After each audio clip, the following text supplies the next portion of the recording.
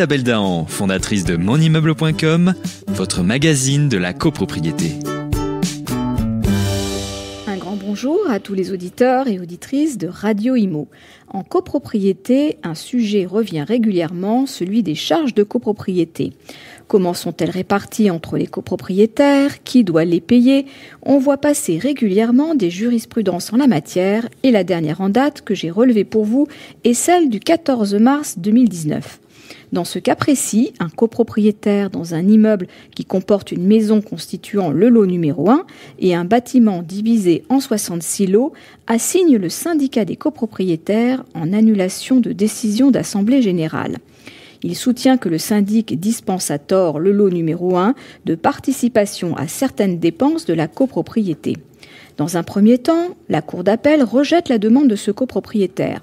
Elle considère en effet que c'est à juste titre que les dépenses relatives au contrat de syndic, d'assurance de l'immeuble, d'entretien des espaces verts, d'électricité des parties communes, ainsi que les dépenses afférentes au curage préventif des conduites d'eau usée et de ravalement, qui ne bénéficient pas au propriétaire du lot numéro 1, ne lui ont pas été imputées.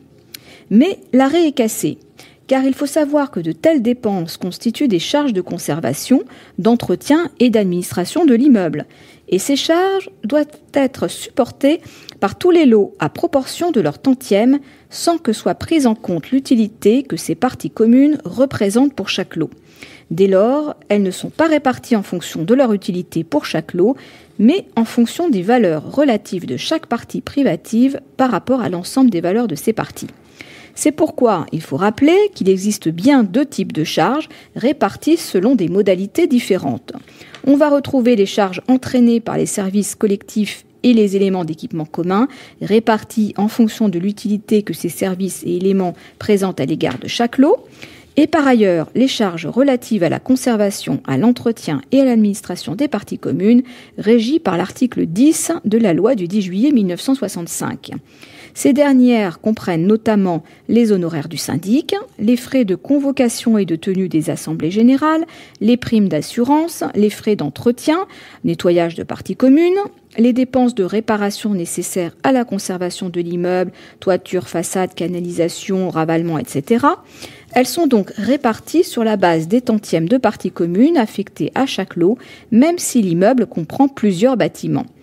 Elles ne peuvent être réparties par bâtiment que si le règlement de copropriété le prévoit, en créant à cet effet des parties communes spéciales.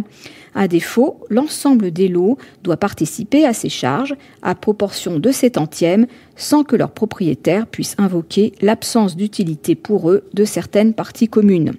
Si l'on revient à notre cas, il est bien possible que les dépenses relatives à la gestion et à l'entretien du bâtiment divisé en 66 lots n'aient pas d'intérêt pour le lot numéro 1 constitué d'une maison individuelle. Mais pour autant, dans la mesure où cette maison fait partie de la copropriété, son propriétaire ne peut pas en être dispensé.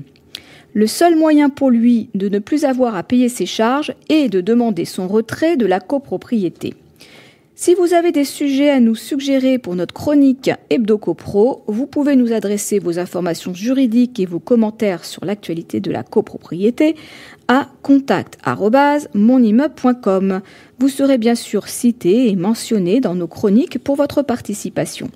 Par ailleurs, pensez à réserver votre place pour la soirée Apéro Copro du jeudi 11 avril. Vous trouverez le lien de réservation sous la chronique. Je vous souhaite une excellente semaine. On se retrouve lundi prochain. D'ici là, portez-vous bien et continuez de nous suivre sur monimmeuble.com. Isabelle Dahan, fondatrice de monimmeuble.com, votre magazine de la copropriété.